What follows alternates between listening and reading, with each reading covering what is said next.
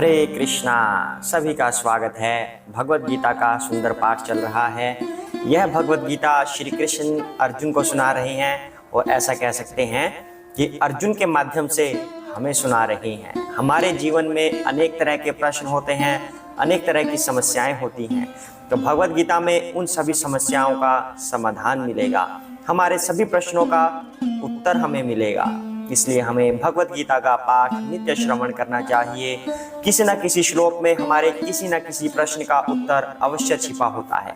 तो अभी भगवान चौथे अध्याय के माध्यम से दिव्य ज्ञान अर्जुन को दे रहे हैं, या कह लीजिए हमें दे रहे हैं। तो भगवान इस समय यज्ञ की बात कर रहे हैं। 4 तरह के अलग अलग यज्ञ बताए गए हैं: द्रव्य यज्ञ, तपोमय यज्ञ और योग यज्ञ और स्वाध्याय यज्ञ। और भगवान कहते हैं कि यज्ञ के बिना अगले जन्म में तो क्या सुखी रहेगा, इस जन्म में भी सुखी रह पाना असंभव है। इसलिए हमें कोई ना कोई यज्ञ करना चाहिए, ऐसा भगवान बता रहे हैं। और हमें कलयुग में कौन सा यज्ञ करना चाहिए? वह है संकीर्तन यज्ञ, जो प्रैक्टिकल है, जो हम आसानी से कर भी सकते हैं। तो अब भगवान आगे इसके बारे में क्या कहते हैं, उससे पहले हम श्री कृष्ण के गुरु महाराज की वंदना कर लेते हैं, ताकि उनका आशीर्वाद हमारे साथ हो और हम पाठ को ढंग से समझ पाएं। हरे कृष्णा। ओम अज्ञानतिमिरान्धस्य ज्ञानाञ्जनशलाकया चक्षुरुन्मीलितं येन तस्मै श्रीगुरुवे नमः। श्रीकृष्ण चैतन्य प्रभु नित्यानंद श्री अद्वैत गदाधर श्रीवासादि गौरभक्तवृंद। हरे कृष्णा कृष्ण कृष्ण हरे हरे, हरे राम राम राम हरे हरे, हरे कृष्णा। तो आइए आगे पढ़ते हैं पाठ। श्री कृष्ण अब आगे क्या कह रहे हैं यज्ञ के बारे में। हरे कृष्णा। एवं बहुविधाः यज्ञाः वितताः ब्रह्मणाः मुखे कर्मजान् विधितान् सर्वान् एवं ज्ञात्वा विमोक्ष्यसे। हरे कृष्णा। ये विभिन्न प्रकार के यज्ञ वेद सम्मत हैं और ये सभी विभिन्न प्रकार के कर्मों से उत्पन्न हैं। इन्हें इस रूप में जानने पर तुम मुक्त हो जाओगे। हरे कृष्णा। तो भगवान कह रहे हैं कि जिन यज्ञों का अभी तक वर्णन हुआ है वो सभी वेद सम्मत हैं। ऐसा नहीं कि कोई व्यक्ति बैठा था, कोई साधु संत बैठा था और उसने ऐसे ही निकाल दिया अपने मन से कि हाँ ठीक है वेद बना देते हैं, ऐसे ऐसे किया करेंगे लोग। ऐसा नहीं है, ये सभी वेद सम्मत हैं। और वेद किसने बनाए थे? वेद व्यास जी ने वेद लिखे थे। लेकिन वेद व्यास जी को किसने बताया था? वेद व्यास जी को नारद जी ने बताया था। नारद जी को किसने बताया था? ब्रह्मा जी ने बताया था। ब्रह्मा जी को किसने बताया था? स्वयं श्री कृष्ण ने बताया था। तो ये ज्ञान श्री कृष्ण से ही आया है, वेदों का ज्ञान। तो वेद व्यास जी ने इसको लिख दिया था हम लोगों के लिए। तो ये सभी जो यज्ञ हैं वेद सम्मत हैं, यानी कि श्री कृष्ण ने हमें भौतिक कार्यकलापों के लिए भी कुछ ना कुछ दिया है कि आप भौतिक उन्नति कैसे कर सकें। श्री कृष्ण ने 2 चीजें हम लोगों को दी है।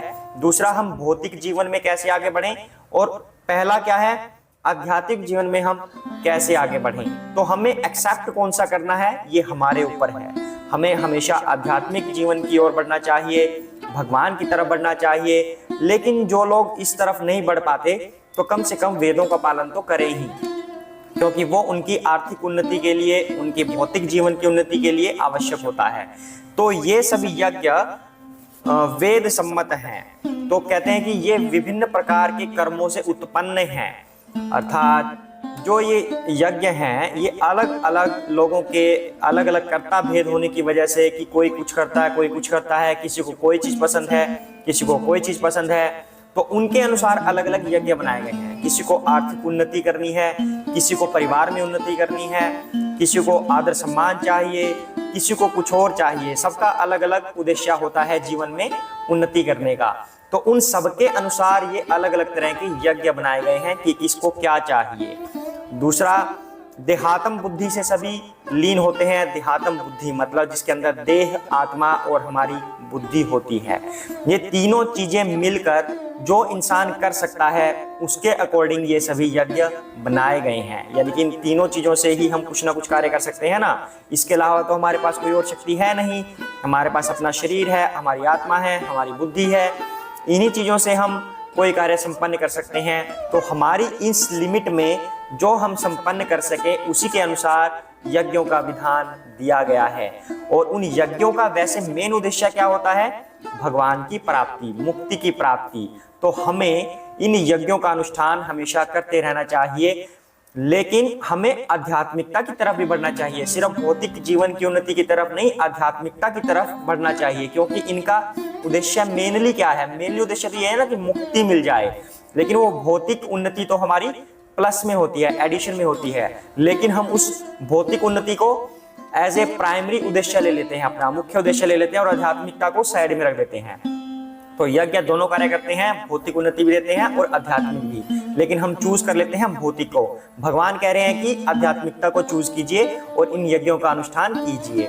दूसरी तरफ बात आती है कि हमें कलयुग में संकीर्तन यज्ञ करना चाहिए, उससे हम दोनों तरह की उन्नति प्राप्त कर सकेंगे। हरे कृष्णा। लेकिन यहाँ पर कृष्णा ने सिर्फ वेद सम्मत यज्ञों के बारे में बताया था, लेकिन हमें साथ में संकीर्तन यज्ञ करना चाहिए, क्योंकि यह वेद सम्मत जो यज्ञ है वो हमसे हो पाना थोड़ा कठिन रहता है कलयुग में।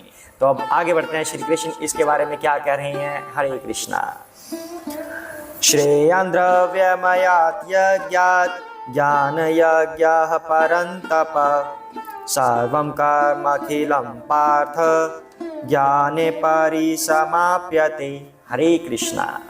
हे परंतप, द्रव्य यज्ञ से ज्ञान यज्ञ श्रेष्ठ है।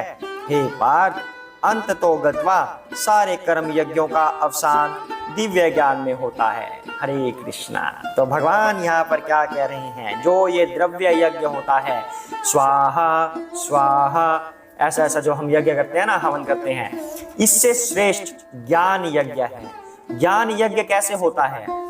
ये श्रवण क्रिया द्वारा होता है ज्ञान यज्ञ। जैसे इसको कुंड समझ लीजिए, कान का जो हमारा छिद्र है इसको हवन कुंड समझ लीजिए। गुरु के मुख से निकली हुई वाणी इसके अंदर डलती है आहुति के रूप में, स्वाहा स्वाहा, वो ज्ञान यज्ञ हो गया। तो भगवान कह रहे हैं कि द्रव्य यज्ञ से ज्ञान यज्ञ श्रेष्ठ है।